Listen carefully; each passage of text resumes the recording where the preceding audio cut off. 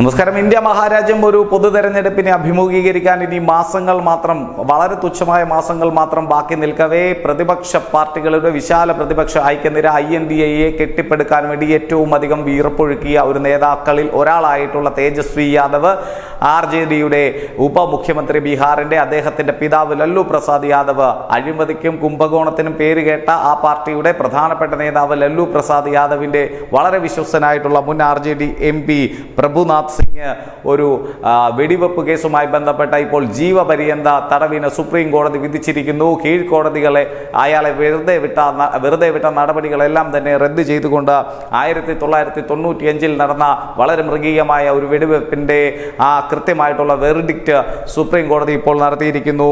ഈ പ്രഭുനാഥ് സിംഗ് ഇനി ജീവപര്യന്തം തടവ് ശിക്ഷ അനുഭവിക്കണമെന്ന പ്രധാനപ്പെട്ട ഒരു വിവരമാണ്. ഈ കോടതി ഇയാൾക്ക് ഈ ശിക്ഷ, കീഴ്ക്കോടതികളുടെ ശിക്ഷ മരവിപ്പിച്ചുകൊണ്ട് ഈ ശിക്ഷ വിധിച്ചുകൊണ്ട് പറഞ്ഞത് exceptionally painful episode of our criminal justice system എന്ന് തന്നെയാണ്.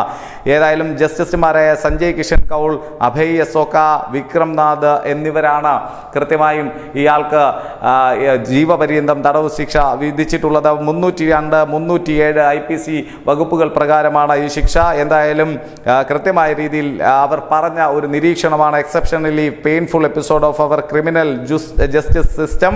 എന്തായാലും ഈ കോടതി, പാറ്റ്ന ഹൈക്കോടതിയുടെ വിധി, ഈ കൃത്യമായിട്ടുള്ള വേർഡിക്റ്റിനെ, അതിൻ്റെ വിധിയെ തിരുത്തിയിരിക്കുന്നു എന്നതാണ് ഏറ്റവും പ്രധാനപ്പെട്ട ഒരു കാര്യം. എന്തായാലും 2 വ്യക്തികൾ ചാപ്ര അസംബ്ലി ഇലക്ഷൻ്റെ സമയത്ത് 2 വ്യക്തികൾ കൊല്ലപ്പെട്ട സംഭവം സരൺ ഡിസ്ട്രിക്റ്റിലെ ചാപ്ര എന്ന സ്ഥലത്ത് വെച്ചാണ് 1995 2 വ്യക്തികൾ വെടിവെച്ച് കൊല്ലപ്പെട്ടത്. എന്തായാലും ശരി, ഇയാൾ വളരെ ക്രിമിനൽ പശ്ചാത്തലമുള്ള വ്യക്തിയാണ് ഈ പ്രഭുനാഥ് സിംഗ്. ഇപ്പോൾ ഇയാൾ ഒരു ജനതാദൾ MLA ആയിട്ടുള്ള അശോക് സിംഗിന്റെ കൊലക്കേസുമായി ബന്ധപ്പെട്ട് ഇപ്പോൾ ഹസാരിബാഗ് ജയിലിൽ, ജാർഖണ്ഡിലെ ഹസാരിബാഗ് ജയിലിലാണ് ഉള്ളത് എന്ന് തന്നെയാണ് ഇപ്പോൾ മനസ്സിലാക്കാൻ സാധിക്കുന്നത്. അപ്പോൾ ലല്ലു പ്രസാദിന് ചേരുന്ന പടി തന്നെയാണ് ഇയാൾ. പ്രഭുനാഥ് സിംഗ് എന്ന മുൻ RJD MP ഇപ്പോൾ ജീവപര്യന്തം തടവ് ശിക്ഷയ്ക്ക് വിധിക്കപ്പെടുമ്പോൾ പ്രതിപക്ഷ പാർട്ടികൾക്ക് അത് വലിയൊരു കനത്ത തിരിച്ചടിയാകുമെന്ന കാര്യത്തിൽ യാതൊരു തർക്കവുമില്ല.